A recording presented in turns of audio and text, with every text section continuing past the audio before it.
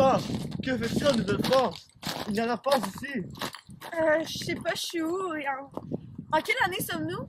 Nous sommes en 1808. Nous sommes en Nouvelle-France. Oh non!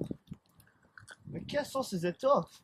Des étoffes? C'est quoi ça? C'est ce que vous portez là. D'où venez-vous? Je viens du collège Saint-Anne. Est-ce que vous savez c'est où? Est-ce que vous pouvez m'aider à retrouver mon chemin? Je ne sais pas de quoi vous parlez. Je ne peux pas vous aider. Où sont tout le monde? Il n'y a pas personne ici. L'hiver a été difficile et le manque de vivre encore plus. J'ai perdu la majorité de mes hommes cet hiver.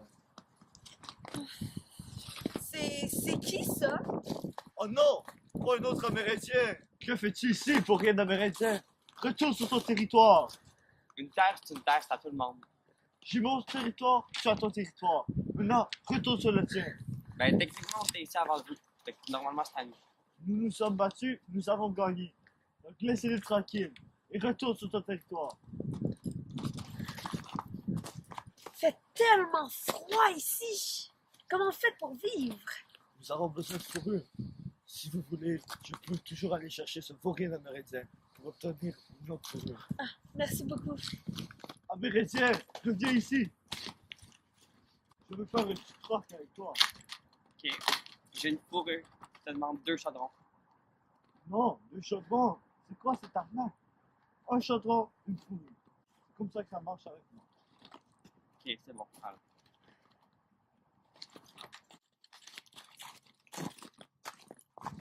Tenez, Merci 1000 fois. Est-ce que vous avez quelque chose à manger? N'importe quoi? non, malheureusement, il ne reste plus grand-chose. Nous devons aller à la chasse. Et ça se peut qu'on meure du scorbut. Car il n'y a plus de fruits, plus de légumes. C'est quoi ce bâtiment-là? Ça sert à quoi? Ça, c'est l'habitation de Québec. C'est moi qui l'ai construit. Ici, c'est l'endroit parfait pour faire du commerce de fourrure. Nous allons amener plein de colons de France qui pourront faire de l'agriculture et on pourra fonder une colonie. Wow.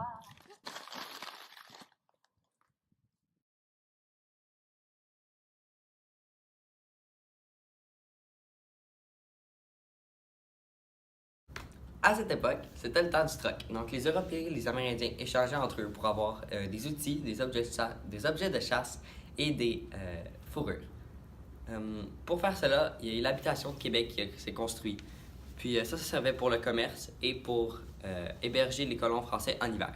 Un peu plus tard, ça a évolué, puis c'est vraiment devenu une habitation complète pour les Français, pour l'agriculture, pour avoir beaucoup plus d'emplois, puis tout ça sans mourir et avoir froid.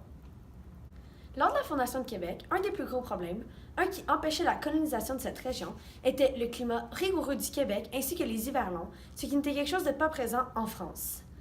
En plus du climat rigoureux, le manque de vivres et surtout des aliments en vitamine C était un très grand enjeu.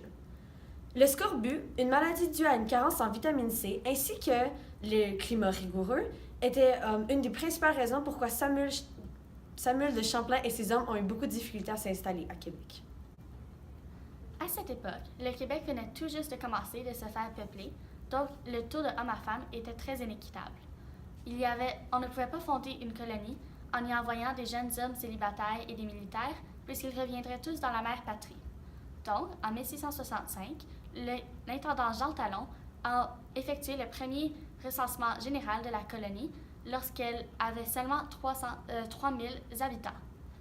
Donc, pendant ce temps-là, il y avait à peu près 719 hommes pour 45 femmes, donc c'était très, très, très inéquitable. Il y avait plusieurs conflits entre les Amérindiens et les Européens, notamment à cause du territoire et du commerce des fourrures. Les Européens se sont installés sur le territoire des Amérindiens. Ceux-ci n'étaient pas contents, donc ils n'ont pas accepté de céder leur territoire si facilement.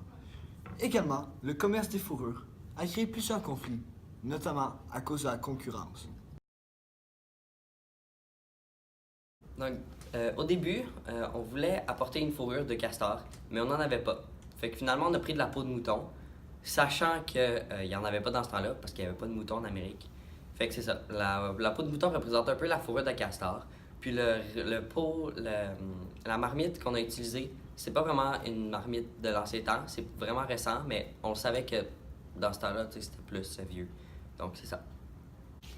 Par rapport au costume, notre sélection était très limitée puisque nous n'avions pas de budget et personne dans l'équipe ne savait coudre. Donc, nous avons dû faire avec ce que nous avions sous la main. Bien sûr, les habillements que portait Samuel de Champlain à l'époque n'étaient représentés que dans quelques rares peintures, donc nous avions dû improviser un petit peu, tout comme les vêtements de l'Amérindien qui ne sont vraiment pas fidèles à ce qu'il portait à l'époque. Nous avions aussi eu un autre enjeu majeur qui était la crédibilité des faits. Comme il le laisse si souvent répéter, il y a plusieurs interprétations de l'histoire et nous ne saurons jamais laquelle est la plus véridique. Donc, nous devions choisir celle qui nous semblait la plus bonne et continuer à partir. En plus de ces problèmes-là, nous avions eu la difficulté à trouver l'endroit où nous voulions filmer. Nous ne pouvions pas filmer à l'endroit où cela s'est passé. Donc, nous avions dû trouver un endroit assez similaire.